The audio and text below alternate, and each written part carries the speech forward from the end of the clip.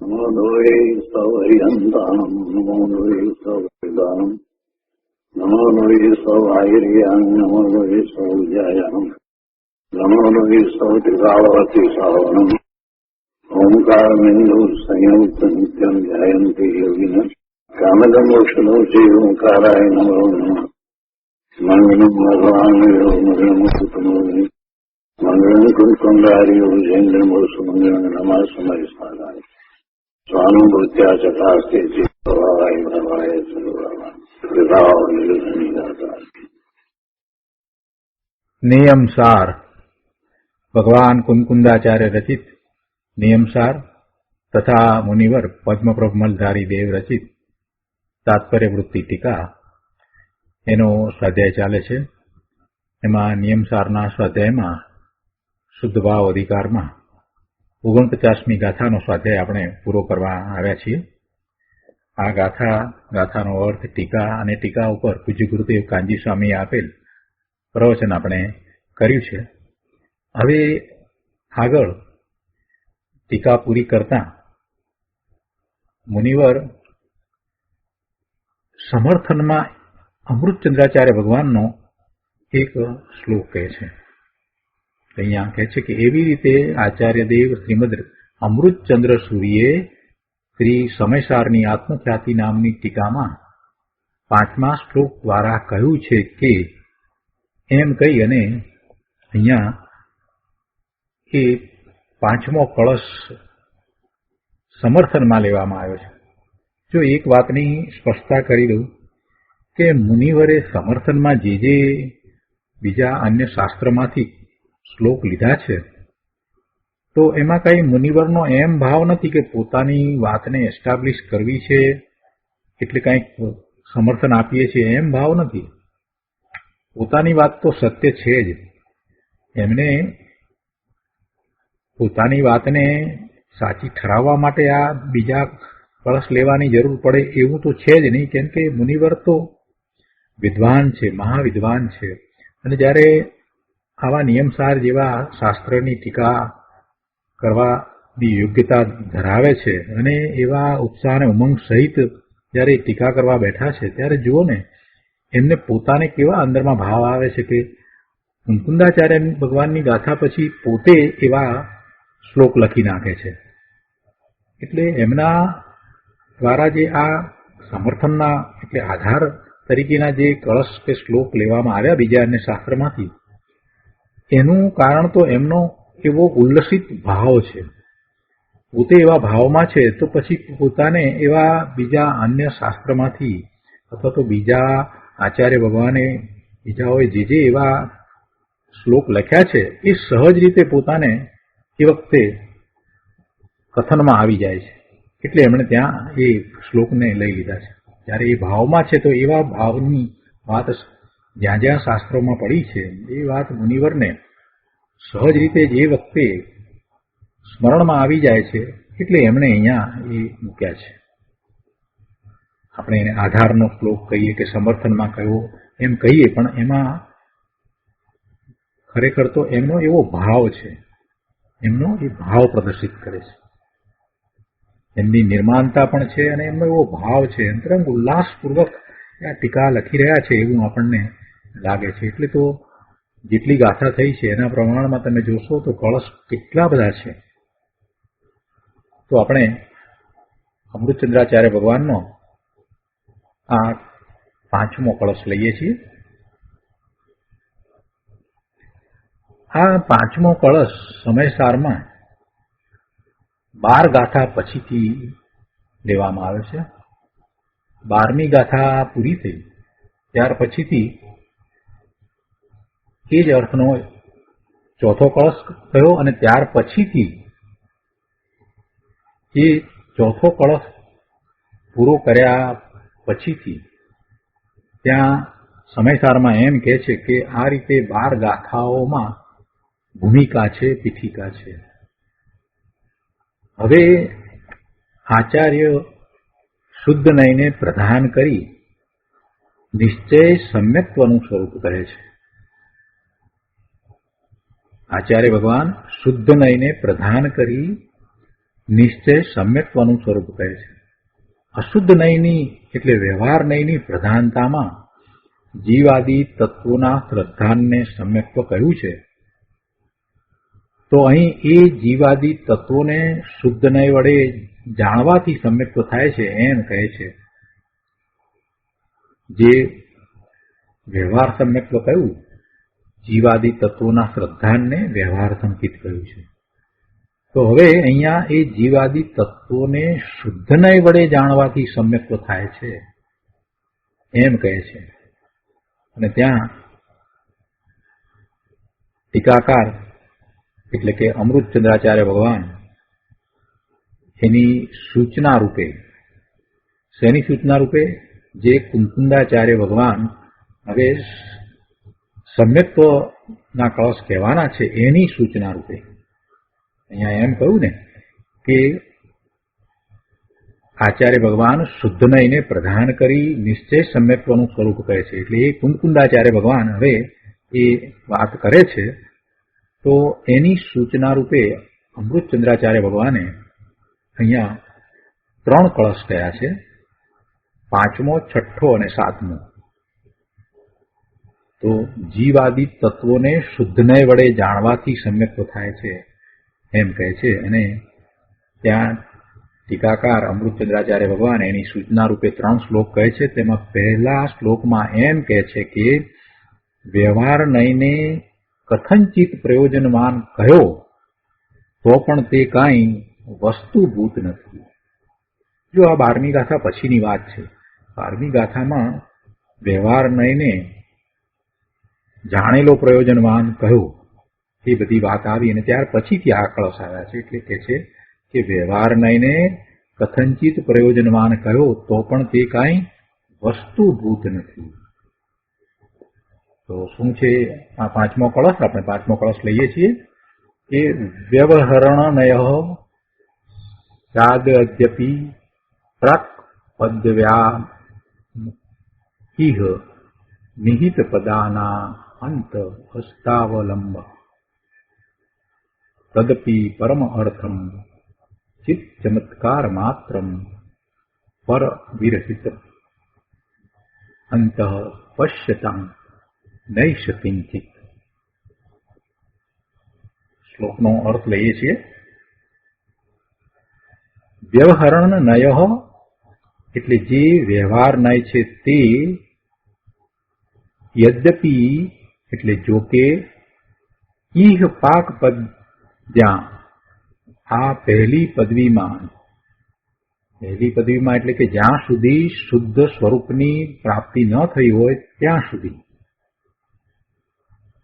જે વ્યવહાર નય છે તે જો કે આ પહેલી પદવીમાં એટલે કે જ્યાં સુધી શુદ્ધ સ્વરૂપની પ્રાપ્તિ ન થઈ હોય ત્યાં સુધી નિહિત પદાના જેમણે પોતાનો પગ માંડેલો છે એવા પુરુષોને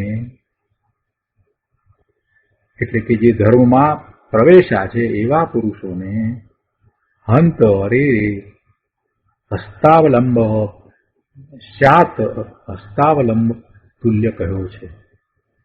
હસ્તાવલંબ શાત એટલે કોઈ અપેક્ષાએ હસ્તાવલંબ તુલ્ય કહ્યો છે.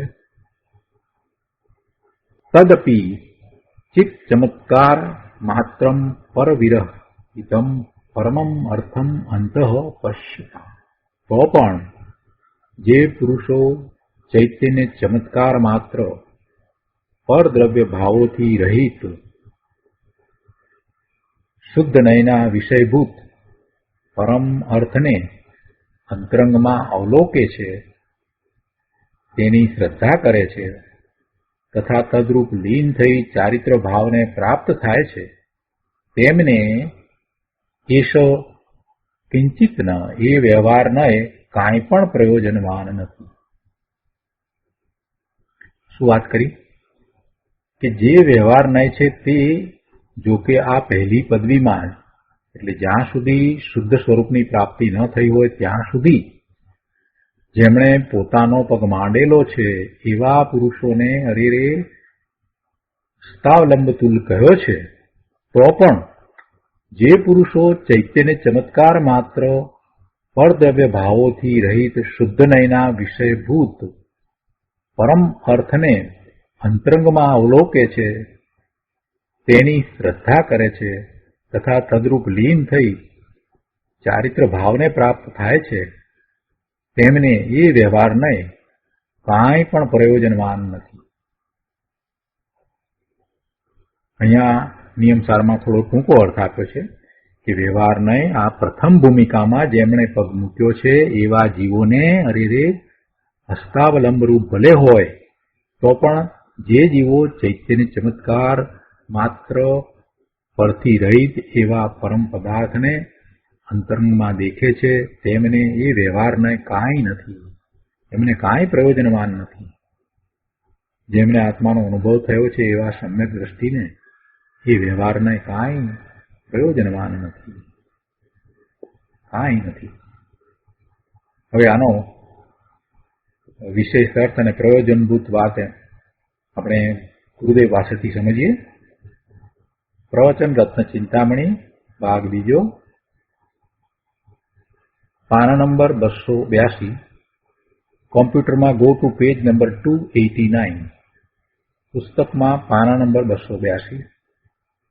આધારના શ્લોક ઉપરનું પ્રવચન. ગુરુદેવ અહીંયા કહે છે, જો કે વ્યવહાર નય આ પ્રથમ ભૂમિકામાં જેમણે પગ મૂક્યો છે એવા જીવોને અરે હસ્તાવલંબ રૂપ ભલે હોય. એટલે શું કે પ્રથમ ભૂમિકામાં જેમણે પણ પગ મૂક્યો છે અર્થાત જેમને રાગાદી ભાવ છે એવા જીવો પ્રથમ ભૂમિકામાં, એટલે જેમને રાગાદી ભાવો છે એવા જીવો. આચાર્યદેવ કહે છે કે હરિરે ખેદ છે, હરિરે શબ્દ મૂક્યો છે ને વચ્ચે, તો એ મૂળ શ્લોકમાંથી એ શબ્દ લીધો છે કે ખેદ છે કે પુણ્ય પાપોના ભાવમાં પડ્યા છે એવો આચાર્ય ભગવાનને એમના પ્રત્યે ખેદ વર્તે છે. હરિરે પ્રથમ ભૂમિકામાં એટલે એમને રાગાદી ભાવો હજી વર્તે છે, પુણ્ય પાપના ભાવમાં પડ્યા છે, તે પ્રાણીઓ મહાદુખી છે, ચાર ગતિમાં રખડનાર છે. તો એમના વિશે અહીંયા આગળ બીજા પેરેગ્રાફમાં કહે છે કે એવો વ્યવહાર એ નિમિત્તપણે પણ જો વ્યવહાર સુધરાગ ભલે હો તો પણ જે જીવો ચૈત્યને ચમત્કાર માત્ર પરથી રહિત એવા પરમ પદાર્થને અંતરંગમાં દેખે છે તેમને એ વ્યવહારને કાંઈ નથી. પહેલી ભૂમિકામાં એમને એ હસ્તાવલંબ ભલે હોય, સહેલાઈથી એને પ્રાપ્ત છે એ વ્યવહાર, તો પણ જે જીવો પોતાના શુદ્ધ સ્વરૂપ ચૈત્યની ચમત્કાર માત્ર વસ્તુ કે જે રાગ અને દ્વેષથી રહિત છે એવો એ પરમ પદાર્થ એને અંતરંગમાં દેખે છે, એમને એ વ્યવહારને કાંઈ નથી. ચૈત્યની ચમત્કાર માત્ર આત્મા છે, પોતાનો આત્મા, પોતાનું સ્વરૂપ, નિજ શુદ્ધ પદ પોતાનું સ્વરૂપ એ જ ચૈત્યની ચમત્કાર માત્ર છે. અર્થાત જ્ઞાયક સ્વરૂપ ભગવાન આત્મા છે, એ જ્ઞાન સ્વરૂપ છે, ચૈતન્ય છે, ચૈતન્ય ચમત્કાર માત્ર આત્મા છે. નાયક સ્વરૂપ ભગવાન આત્મા છે, ચૈતન્યના પ્રકાશનો પિંડ પ્રભુ આત્મા છે, ચૈતન્યના નૂરથી ભરેલું પૂર આત્મા છે. આ ચૈતન્યનું પૂર જેમ પાણીનું પૂર હોય એનો એક જોશપૂર્વકનો પ્રવાહ હોય છે, એવી રીતે અહીંયા ચૈતન્યનું પૂર જે છે તો ઉર્ધ્વ પ્રવાહે છે. આ ચૈતન્ય પૂર આમ ધ્રુવ છે, પ્રવાહ ધ્રુવ છે. ગુરુદેવે એનો એ રીતે અર્થ કર્યો છે. અનાદિ અનંત એમ ને એમ ધ્રુવપણે એ ચેતન ભગવાન આત્મા રહે છે.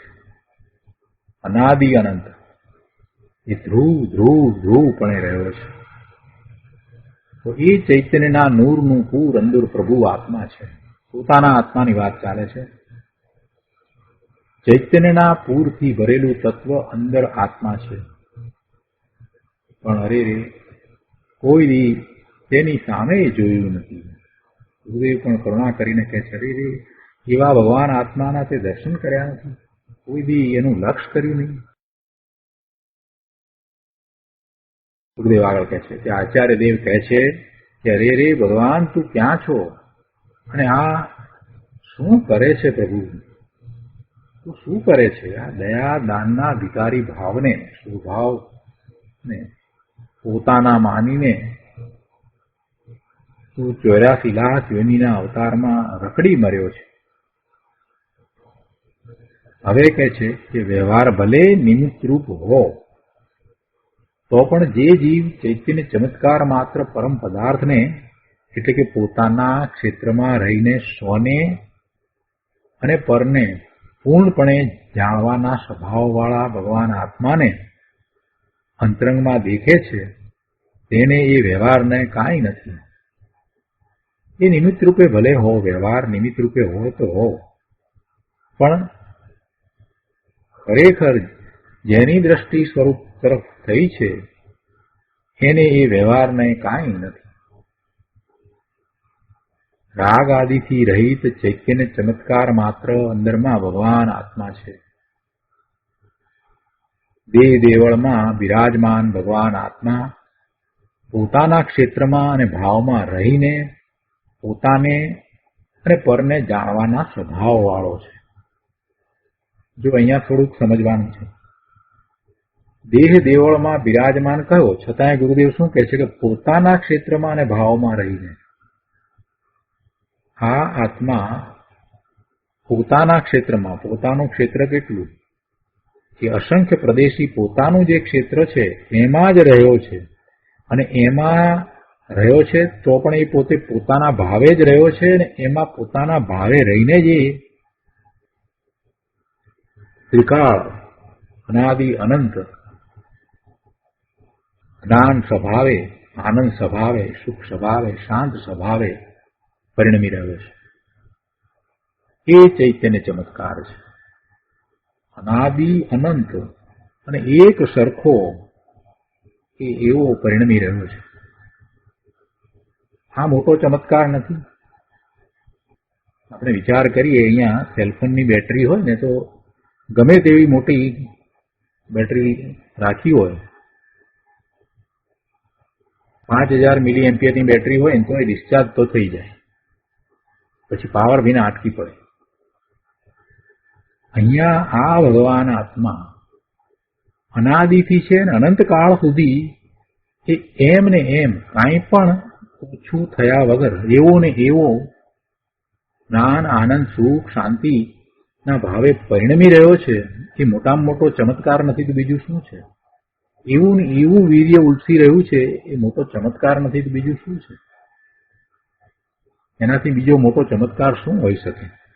એટલે ચૈતન્ય ચમત્કાર એવો પરમ પદાર્થ છે,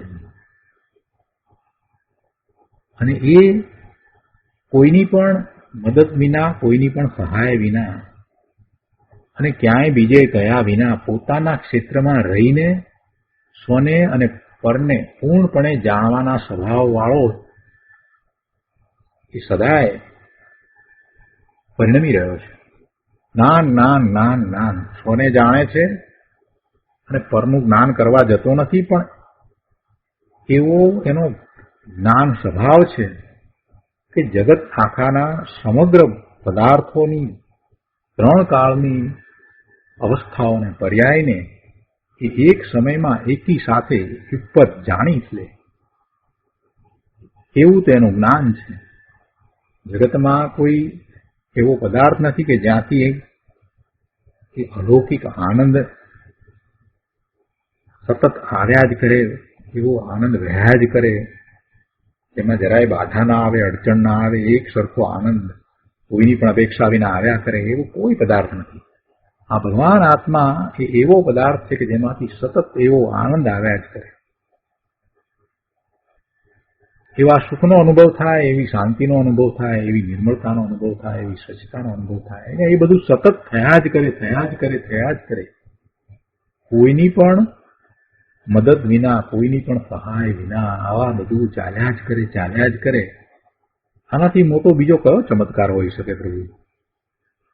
એવો આ ચૈતન્ય ચમત્કાર ભગવાન આત્મા ગુરુદેવ કહે છે કે દેહ દેવળમાં બિરાજે છે. દેહ દેવળમાં બિરાજમાન ભગવાન આત્મા પોતાના ક્ષેત્રમાં અને ભાવમાં રહીને પોતાને અને પરને જાણવાના સ્વભાવવાળો છે. આ તેનો ચૈતન્ય ચમત્કાર છે. અને માત્ર કહેતા આત્માની અંદરમાં ચૈતન્યપણા સિવાય બીજું કાંઈ નથી. બીજું એટલે આ શુભ ભાવ, અશુભ ભાવ, દયાદાનના વિકલ્પ, એ પણ રાગ, વિકાર, દુઃખ ને આકુરતા છે, એ બધું એ ચૈતન્ય ચમત્કારમાં નથી. દયા, દાન, વ્રત, ભક્તિ આદિના પરિણામ એ પુણ્ય છે અને તે પુણ્યબંધનું કારણ છે. એટલે સંસારનું કારણ છે, સંસારમાં ભ્રમણ થવાનું કારણ છે. તો એવા સઘળા વિકલ્પોથી રહિત આત્મા ચૈતન્ય ચમત્કાર માત્ર છે. એટલે કે આત્મા એકલો ચૈતન્ય પ્રકાશનો પિંડ છે, શીતળતાનો પિંડ છે. અંદર આ પ્રભુ આત્મા શીતળ અવિકારી ચૈતન્યનો પિંડ છે અને તે પરથી રહિત છે. શરીર, વાણી, મન, લક્ષ્મી, ધૂળ, સ્ત્રી, પુત્ર, કુટુંબ તો ક્યાંય દૂર રહી ગયા. પણ અંદરમાં થતા દયાદાનના પરિણામ પણ એવા ચૈતન્ય ચમત્કાર ભગવાન આત્માથી જુદા છે, પર છે, એમ અહીંયા કહે છે. અને એવો પોતે ભગવાન આત્મા બિરાજે છે. ગુરુદેવ કહે છે કે આવા આત્માને જ અહીંયા આત્મા કહે છે. આવા આત્માને જ અહીંયા આત્મા કહ્યો છે. આત્માનું ત્રિકાળ શુદ્ધ સ્વરૂપ ગુરુદેવને તો અનુભવમાં આવ્યું હતું અને એ તો વારે વારે એમ પોતાના સ્વરૂપમાં ક્ષણ માટે જાણે કે ચાલ્યા જતા હોય એ રીતે સ્વગત ઘણી વાર તો બોલતા. એટલે એનો મહિમા ઘણો કરતા. એનો મહિમા, શુદ્ધ સ્વરૂપનો મહિમા કરવાનો આવે એટલે ગુરુદેવ ખૂબ મહિમા કરતા, કેમ કે એમને અનુભવ હતો ને. અહીં આગળ કહે છે કે અંદરમાં ચૈતન્ય ચમત્કારિક વસ્તુ આત્મા છે. તે પોતાના ક્ષેત્રમાં રહીને બધાને જાણે અને દેખે એવા સ્વભાવવાળો છે. પોતાને જાણે ને દેખે એવા સ્વભાવવાળો છે. પણ બધાને દેખે છે તો કાંઈ બધા સાથે એ જોડાઈ જતો નથી. પરને દેખે છે એ પર સાથે કંઈ જોડાઈ જતો નથી. પરમાં કાંઈ કરતો નથી. પરને કરે કે ભોગવે એમ નહીં, માત્ર એ પરને દેખે છે અને પરને દેખે છે એમ કહેવું એ પણ વ્યવહાર નહીંનું કથન છે. ખરેખર તો ભગવાન આત્મા પોતે પોતાને જ દેખે છે. પર બધું જે જ્ઞેય છે એમાં પ્રતિબિંબિત થાય છે, કેમ કે એવો જ્ઞાન સ્વભાવી ભગવાન આત્મા છે. જ્ઞાન છે, નિર્મળ જ્ઞાન છે, પૂર્ણ જ્ઞાન છે. તેમાં શું એમાં પ્રતિબિંબિત ન થાય? બધું જ પ્રતિબિંબિત થાય. એટલે કે જ્ઞેય માત્ર એમાં પ્રતિબિંબિત થાય છે. જેનું પણ જ્ઞાન થઈ શકે એ જ્ઞેય માત્ર જ્ઞાનમાં પ્રતિબિંબિત થાય છે. હવે અત્યારે વર્તમાનમાં એની અવસ્થામાં જ્ઞાનના ઉઘાડ ઓછા હોય, પણ એથી કરીને અંદરમાં જે એનો જ્ઞાન સ્વભાવ પડ્યો છે એ કાંઈ અપૂર્ણ નથી, એ તો પરિપૂર્ણ છે. એ પોતે સર્વજ્ઞ સ્વભાવી છે અને એવા પોતાના સર્વજ્ઞ સ્વભાવને એ પર્યાયમાં પ્રગટ કરી શકે એવા સામર્થ્ય સહિત છે. એટલે તો સર્વજ્ઞ ભગવાન, તીર્થંકર ભગવાન, કેવળી ભગવાનને જ્ઞેય માત્ર પોતાના જ્ઞાનમાં પ્રતિબિંબિત થાય છે. અને અહીં આગળ કહે છે કે આવી જે ચીજ પોતાનામાં છે તે ભગવાન આત્મા પરમ પદાર્થ છે અને તે પરમ પદાર્થને જે જીવ અંતરંગમાં દેખે છે તે સમ્યક દ્રષ્ટિ સંકિતિ છે. સમકીતી અંદરમાં આત્માને આ રીતે દેખે છે એમ અહીંયા તો કહેવું છે. ગુરુદેવ કહે છે કે ભાઈ શ્રાવક તો 5મા ગુણ સ્થાને હોય, એટલે કે સમ્યક દર્શન હોય અને દેશ વીરતી હોય, વ્રત સહિત હોય. તે શ્રાવક એ 5મું ગુણ સ્થાન છે અને એની તો કોઈ અલૌકિક વાતો છે, કેમ કે એને તો દેશ ચારિત્ર છે. પરંતુ આ તો હજી શ્રાવક થયા પહેલા અવિરતી સમ્યક દ્રષ્ટિની વાત કરી છે. 4થા ગુણ સ્થાને જેને સમ્યક દર્શન થયું છે તે સમકીતી આત્માને અંતરંગમાં પરમ પદાર્થ રૂપ દેખે છે. એવો સમકીતી આત્માને, પોતાના નિજ શુદ્ધ સ્વરૂપને અંતરંગમાં પરમ પદાર્થ રૂપ દેખે છે એમ અહીંયા તો કહેવું છે. પરમ પદાર્થ એટલે જે સનાતન સત્ય નાયક મૂર્તિ પ્રભુ આત્મા છે તે પરમ પદાર્થ છે. અને તેને સમ્યક દ્રષ્ટિ અંતરંગમાં દેખે છે. અંતરંગમાં દેખે છે તો એને પરનું લક્ષ તો છૂટી ગયું છે. પરનું લક્ષ છૂટી ગયું છે. જ્ઞાન દર્શનના ઉપયોગને અંતર્મુખ કર્યા છે ત્યારે એ અંતરંગમાં એવા પોતાના શુદ્ધ સ્વરૂપને દેખે છે. તે સમ્યક દ્રષ્ટિને વ્યવહારને કાંઈ નથી, અર્થાત તેને વ્યવહાર નયનું કાંઈ કામ નથી. હા, વ્યવહાર નયનો વિષય છે. વ્યવહાર નય છે તો પછી એ નયનો વિષય પણ છે. પર્યાયમાં રાગ છે, પર્યાયના ભાવો છે. વર્તમાન પોતાની પર્યાય છે, એમાં એને શુભ કે અશુભ ભાવ હોય છે. પર્યાયના ભાવ છે, એ ક્ષણિક ભાવ છે, પણ છે ને, એનું હોવાપણું છે ને, પર્યાય છે ને, પોતે એવા ભાવે થાય છે ને, શુભ કે અશુભ ભાવે થાય છે ને, તો એ બધું પર્યાયમાં છે ને, એટલે એ એક સમયનું અસ્તિત્વ છે ને. પર્યાય એક સમયની છે તો પર્યાયનું એક સમયનું અસ્તિત્વ છે એટલે એ છે, હોવાપણે છે. અને એ બધું વ્યવહાર નયનો વિષય છે. એટલે વ્યવહાર નય છે તો એનો વિષય પણ છે, નથી એમ નહીં.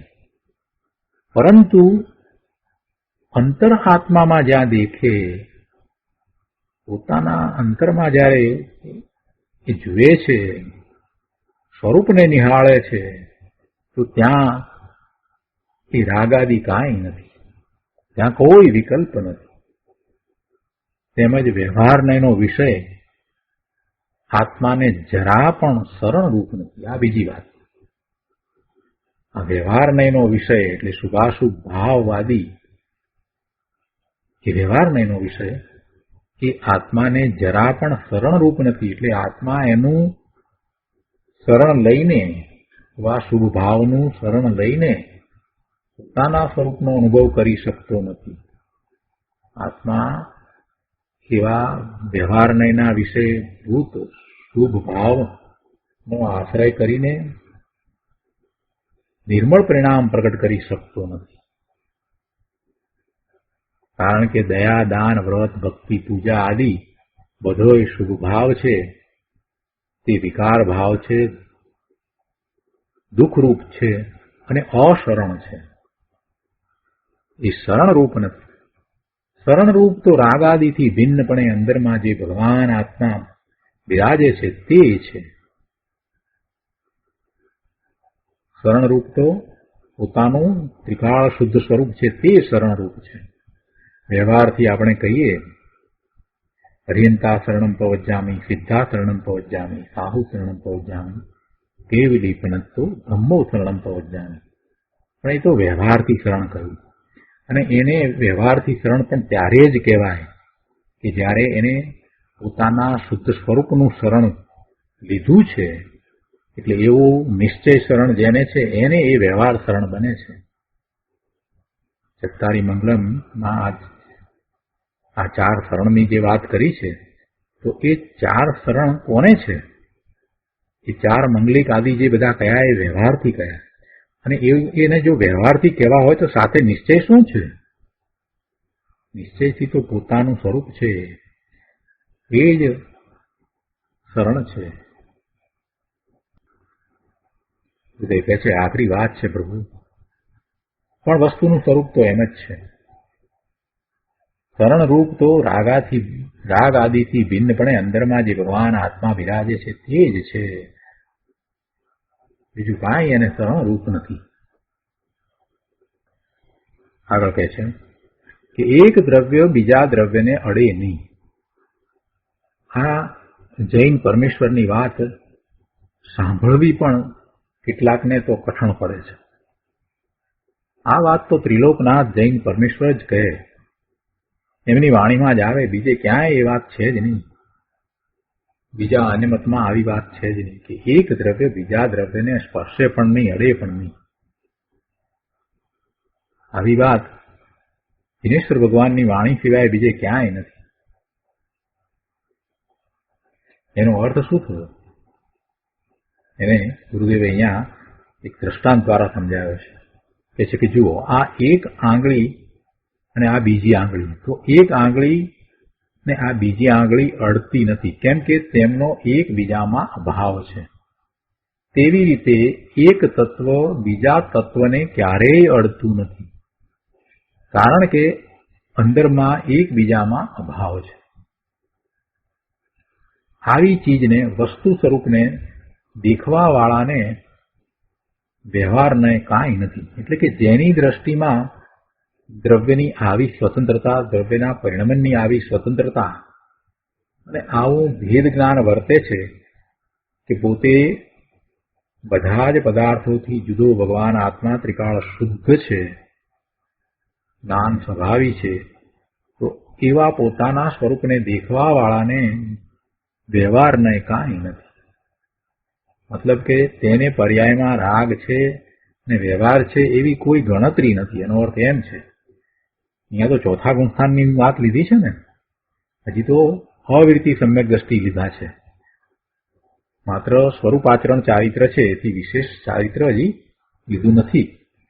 ચોથા ગુણસ્થાનની દશા છે, સમ્યક દ્રષ્ટિ છે, પોતાના આત્માનો અનુભવ થયો છે, સ્વાનુભૂતિ થઈ છે. તો એમને વિશે અહીંયા કહે છે કે એમને તો કેવી દ્રષ્ટિ છે, તો કે એમને તો પોતાના ત્રિકાળ શુદ્ધ સ્વરૂપની દ્રષ્ટિ થઈ છે અને એ બધાથી જુદો પોતે ભગવાન આત્મા છે એમ પોતાને વર્તે છે. પોતાનું સ્વરૂપ અનુભવમાં આવ્યું છે, તો પોતે બધાથી જુદો, આ શુભાશુભ ભાવથી પણ જુદો અને નિર્મળ પરિણામથી પણ જુદો ભગવાન આત્મા છે, એવી જેની દ્રષ્ટિ વર્તે છે, એવો એને આ વ્યવહારને કાંઈ નથી એમ કહેવું છે. એટલે કે એને ભલે વર્તમાન પર્યાયમાં રાગ છે, નથી એમ નહીં, એને પણ અત્યારે મનુષ્યની પર્યાય છે, સ્ત્રી કે પુરુષની પર્યાય છે, એવું લિંગ છે, તો છે, નથી એમ નહીં, પણ એને ગણતરીમાં નથી લીધું, એની કોઈ ગણતરી નથી. કેમ કે પોતે એનાથી જુદો ભગવાન આત્મા છે એવો તો એનો અનુભવ વર્તે છે. હવે આવો અનુભવ વર્તતો હોય એને પછી વર્તમાન દશા સાથે શું સંબંધ હોય? એટલે વર્તમાન દશા સાથે એને બધા જ સંબંધો તૂટી ગયા છે. એવો નિમિત્ત નૈમિતિક જે સંબંધ કહીએ તો એ એવો નિમિત્ત નૈમિતિક સંબંધ હોય તે છતાં પણ દ્રષ્ટિ તો સ્વરૂપ તરફ જ રહે છે ને. એટલે એને જે વ્યવહાર છે એની કોઈ ગણતરી નથી. એ કહે છે કે આખરી વાત છે ભાઈ, આવી વાત હવે આજકાલ સાંભળવા મળતી નથી એમ. કેમ કે આવી વાત કહેનારા કેટલા, આવો જેને અનુભવ હોય અને જેને આવા શાસ્ત્રના અભ્યાસ હોય એને આ વાત આવે, બીજા કોને આવે? દેખે છે કે બીજે બધે તો ગરબડ થઈ ગઈ છે. કોઈ આ સત્ય વાત કહે તો તે એકાંત છે, નિશ્ચય છે એમ અજ્ઞાની કહે છે. એકાંત છે, નિશ્ચય છે અને એ અજ્ઞાનીઓ કહે છે. નિશ્ચયની વાતને સમજતા નથી, સમજવાનો પ્રયત્ન કરતા નથી.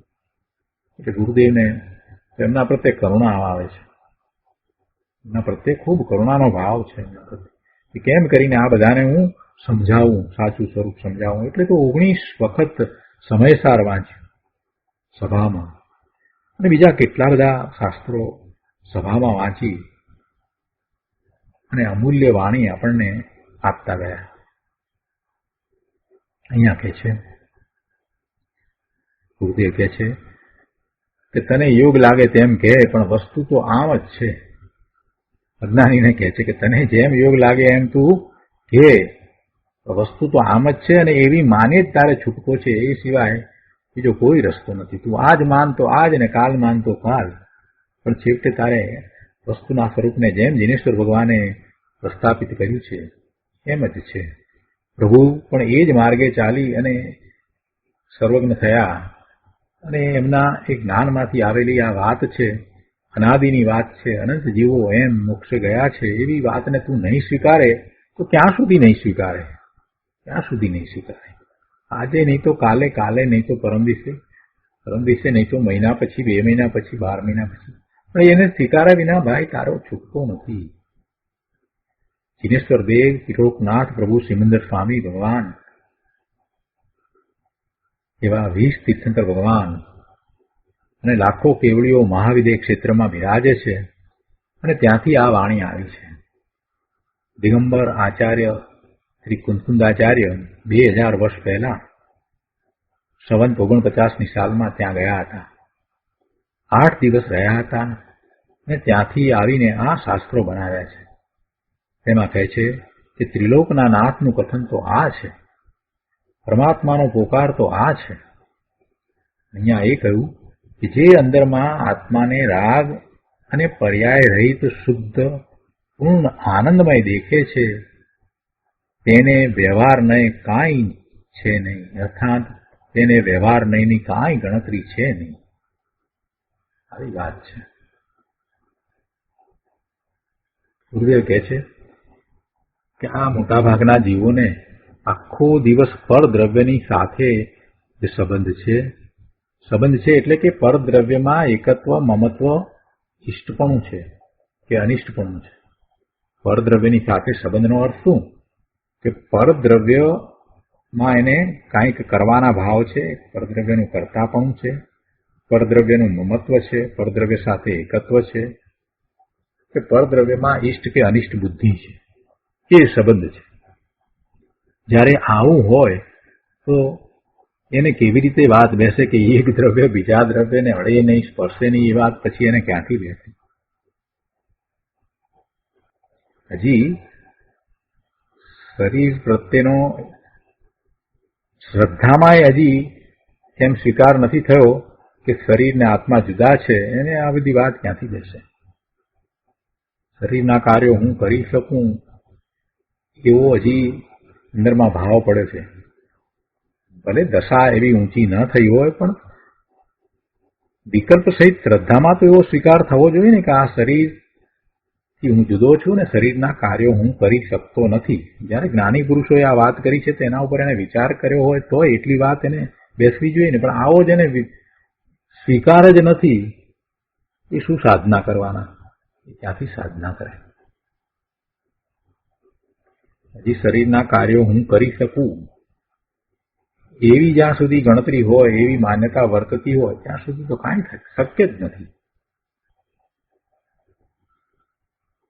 દ્રવ્યશ્રુતના અભ્યાસ દ્વારા શ્રદ્ધા તો એટલે કે ભલે અનુભવ ન હોય, પરંતુ માહિતીરૂપ જે વાત જાણી, માહિતીરૂપ જે જ્ઞાન કર્યું, એથી એટલી શ્રદ્ધા તો થવી જોઈએ ને કે આત્મા અને શરીર જુદા છે અને આત્મા શરીરનું કાંઈ કરી શકતો નથી. આટલી વાત તો એને પકડાવી તો જોઈએ ને. હવે એ વાતનો હજી એને સ્વીકાર નથી થયો, એ શું સાધના કરે? ગુરુદેવ અહીંયા એ વાત કરે છે કે આખો દી તેને પરદ્રવ્યની સાથે જ સંબંધ છે.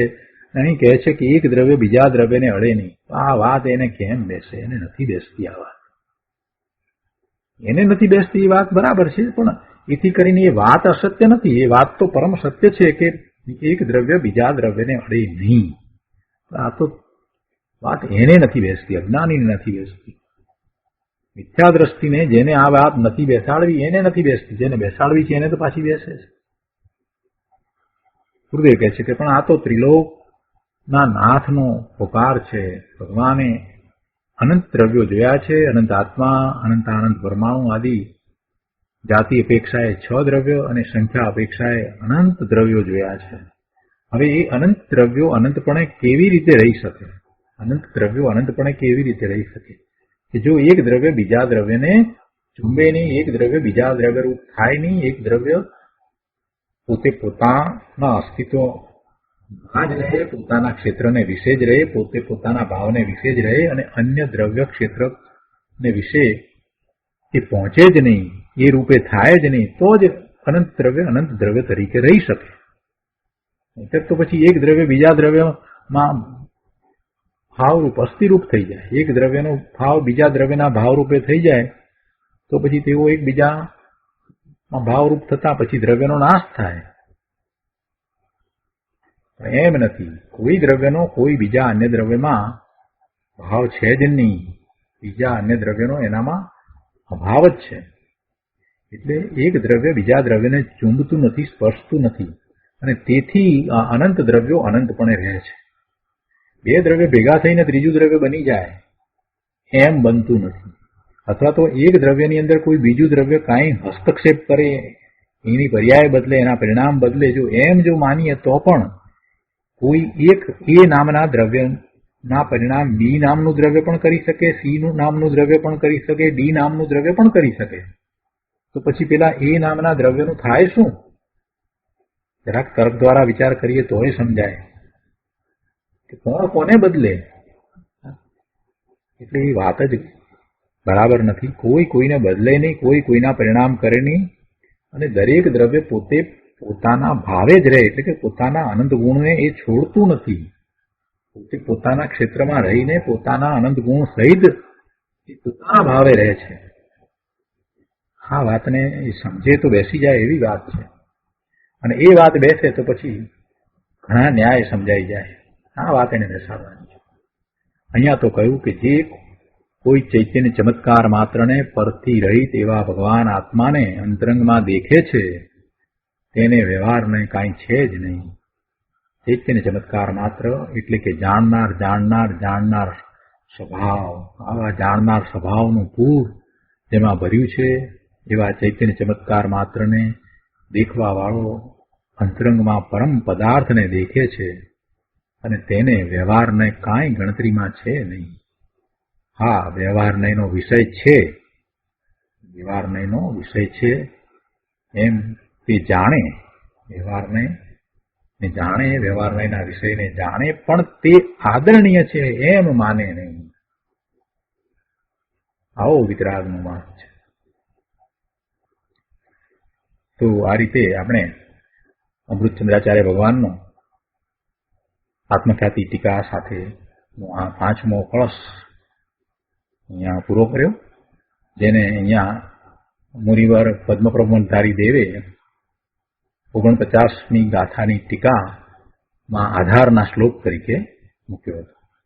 હવે મુનિવર પદ્મપ્રબંધધારી દેવ આ 49મી ગાથા પછી પોતે શ્લોક 73મો કહે છે, કળશ 73. શુદ્ધ નિશ્ચયનયેન વિમુક્તૌ સંસ્કૃતાપી ચ નાસ્તિ વિશેષ એવમેવ ખલુ તત્વવિચારે શુદ્ધ તત્વરસિકાઃ પ્રવદંતિ. 73મા કળશના અર્થમાં અહીંયા કહે છે કે શુદ્ધ નિશ્ચયનયથી મુક્તિમાં તેમજ સંસારમાં તફાવત નથી. મુક્તિમાં તેમજ સંસારમાં તફાવત નથી. કઈ અપેક્ષાથી વાત લીધી છે? નિશ્ચય અપેક્ષાથી. શુદ્ધ નિશ્ચયનયથી મુક્તિમાં તેમજ સંસારમાં તફાવત નથી. આમ જ ખરેખર તત્વ વિચારતા શુદ્ધ તત્વના રસિક પુરુષો કહે છે. તત્વ વિચારતા એટલે પરમાર્થ વસ્તુ સ્વરૂપનો વિચાર અથવા નિરૂપણ કરતા એ તત્વ રસિક પુરુષો કહે છે. પરમાર્થ તત્વ સ્વરૂપનો વિચાર અથવા નિરૂપણ કરતા શુદ્ધ તત્વના રસિક પુરુષો કહે છે. શું કહે છે? કે શુદ્ધ નિશ્ચયનયથી મુક્તિમાં તેમજ સંસારમાં તફાવત નથી. તો એનો વિસ્તાર આપણે પૂજ્ય ગુરુદેવ પાસેથી સમજીએ. પ્રવચન રત્ન ચિંતામણી ભાગ 2. પાના નંબર 285, શ્લોક 73 ઉપરનું પ્રવચન. ગુરુદેવ અહીંયા કહે છે કે શુદ્ધ નિશ્ચયથી મુક્તિમાં તેમજ સંસારમાં તફાવત નથી.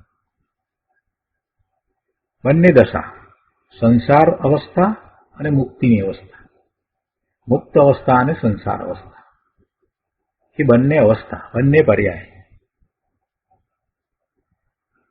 તો કહે છે કે શુદ્ધ નિશ્ચય નહીંથી મુક્તિમાં તેમજ સંસારમાં તફાવત નથી.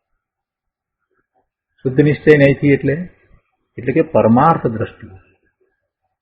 પરમાર્થ દ્રષ્ટિથી વસ્તુના સનાતન સ્વભાવની દ્રષ્ટિથી, પરમાર્થ દ્રષ્ટિ કહો વસ્તુના સનાતન સ્વભાવની દ્રષ્ટિ કહો, સત્ય દ્રષ્ટિથી, પરમ સત્ય દ્રષ્ટિથી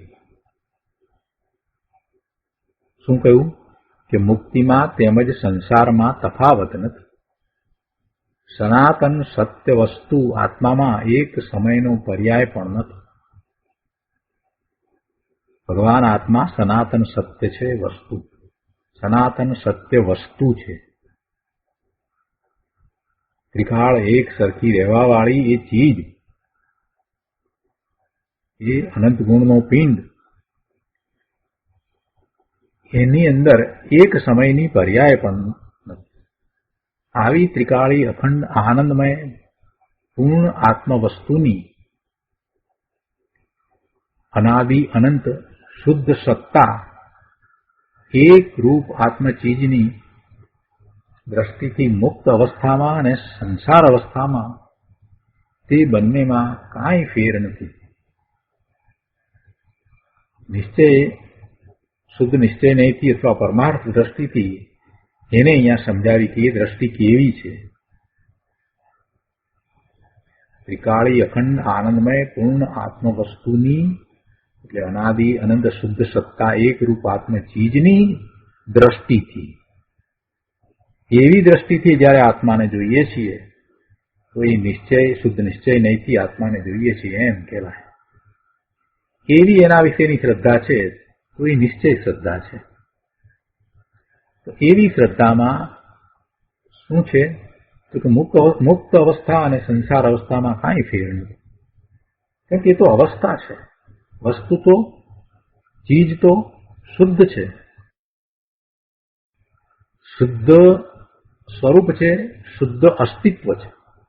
વસ્તુનું અસ્તિત્વ શુદ્ધ છે, તો શુદ્ધ અસ્તિત્વ છે તો સત્તા શુદ્ધ છે, એટલે શુદ્ધ સત્તા. અને એ બદલાતી નથી, પલટાતી નથી, એટલે એને એક રૂપ કહી. અને એ અનાદિની એવી છે અને અનંતકાળ સુધી એવી રહેવાવાળી છે, એટલે એને એમ કહ્યું કે અનાદિ અનંત શુદ્ધ સત્તા એક રૂપ આત્મચીજ.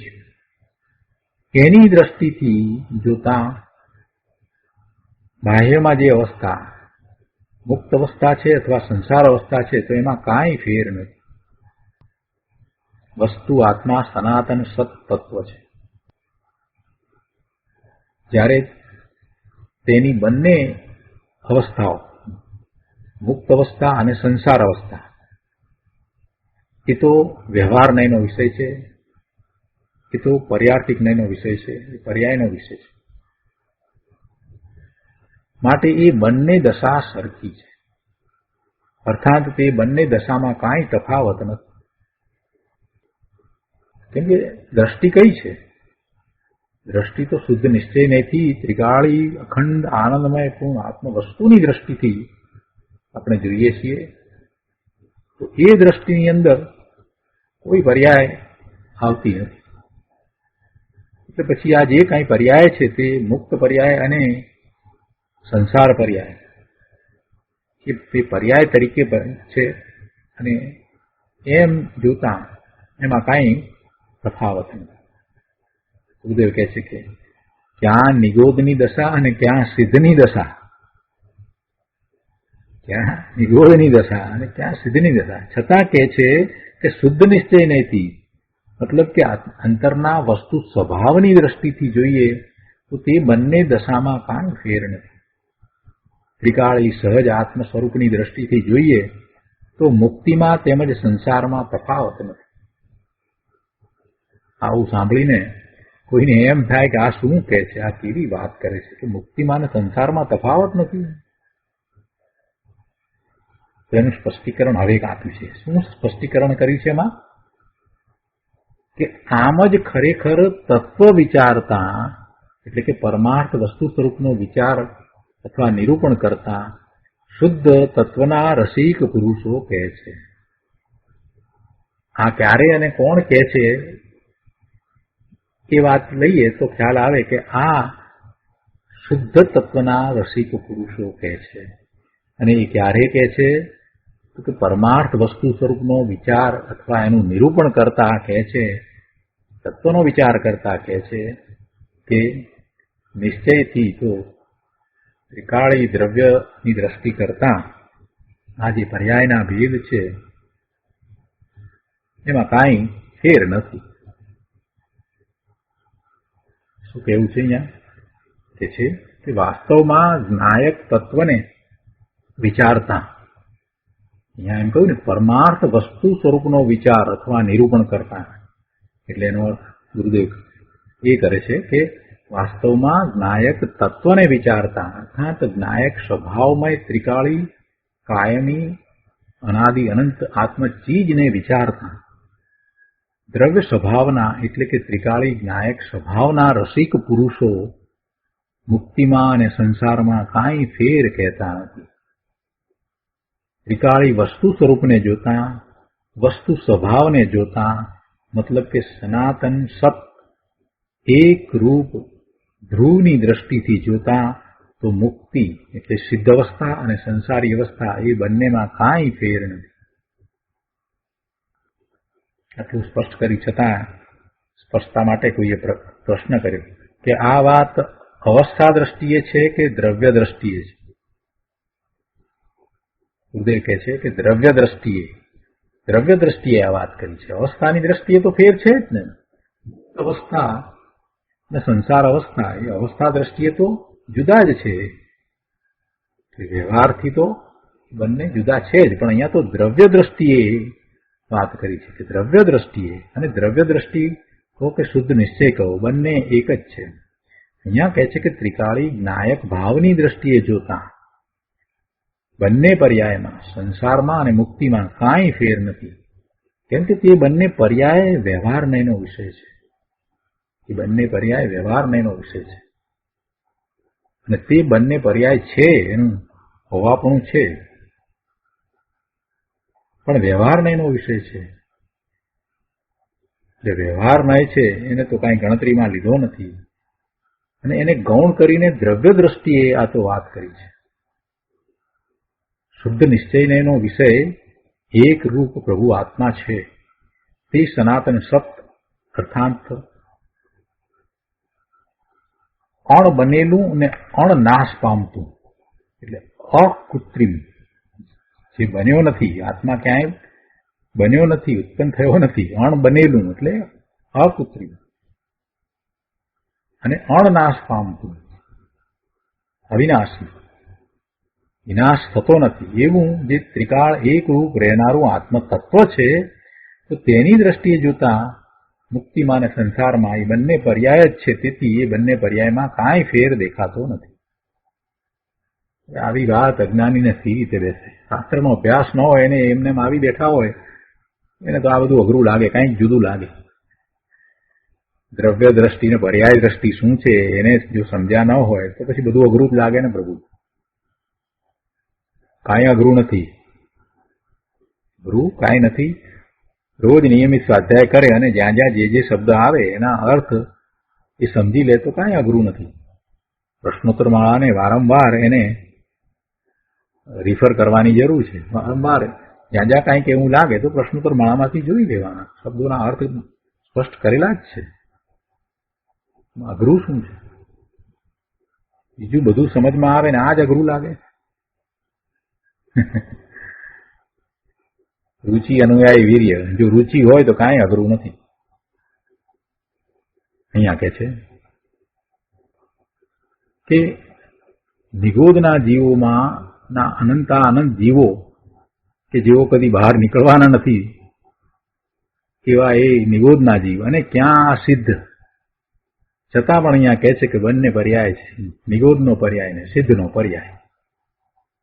જીવના એ પર્યાય છે.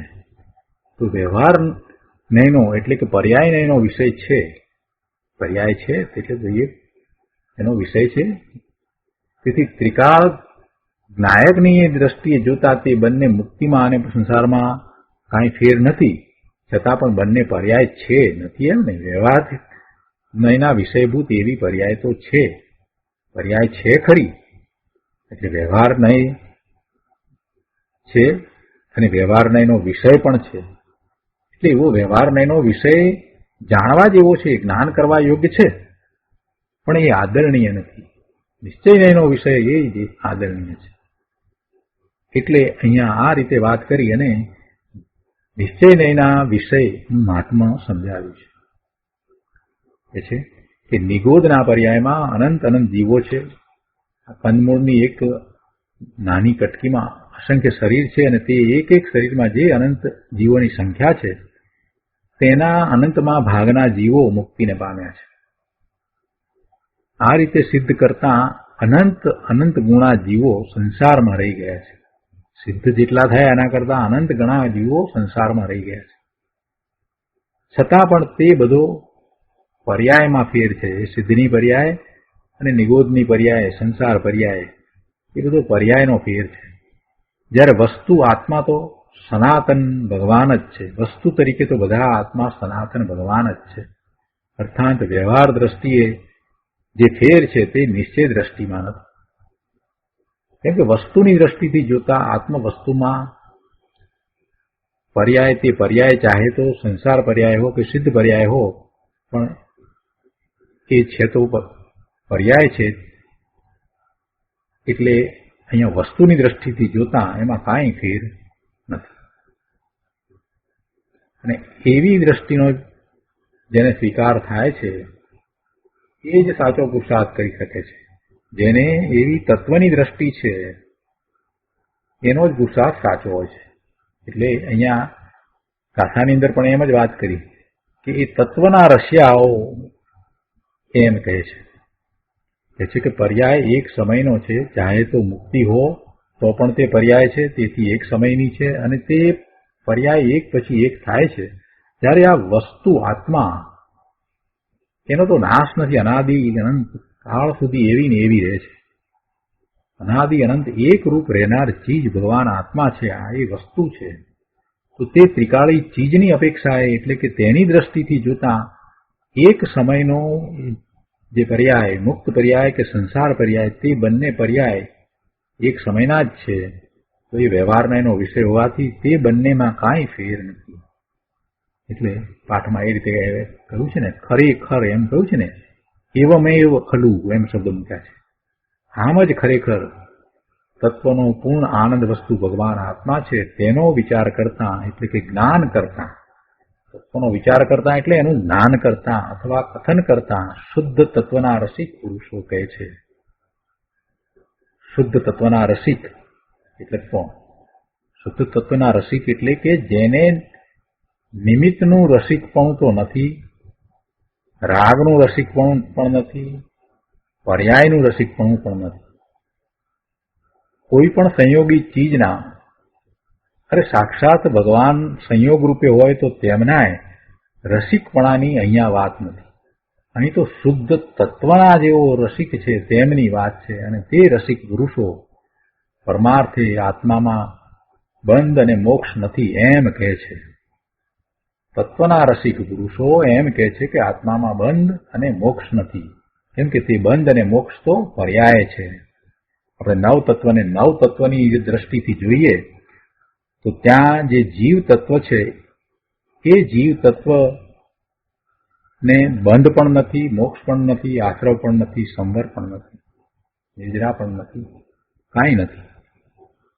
એવું એ જીવ તત્વ નવ તત્વની અંદર આપણે ત્યારે જોઈએ જે જીવ તત્વ કયું છે, જીવ તત્વ કેવું છે, એ પેલી 7 પર્યાયોથી જુદું છે. અને જેમાંની કોઈ પણ પર્યાયને જો જીવ તત્વ સાથે ભેળવી દેવામાં આવે તો પછી નવ તત્વ રૂપે રહી શકતા નથી.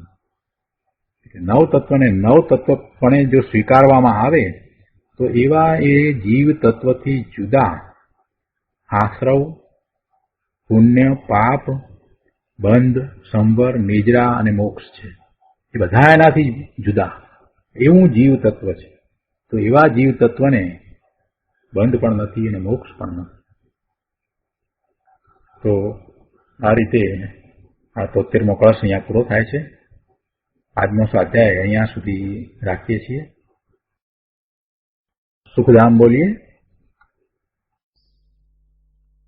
સુખધામ અનંત સુસંત ચરી દિન રાત રહે તદ ધ્યાન મહી પ્રકાંતિ અનંત સુધામય જે પ્રણમુ પદ તે વરતે જયતે પ્રણમુ પદ તે વરતે જયતે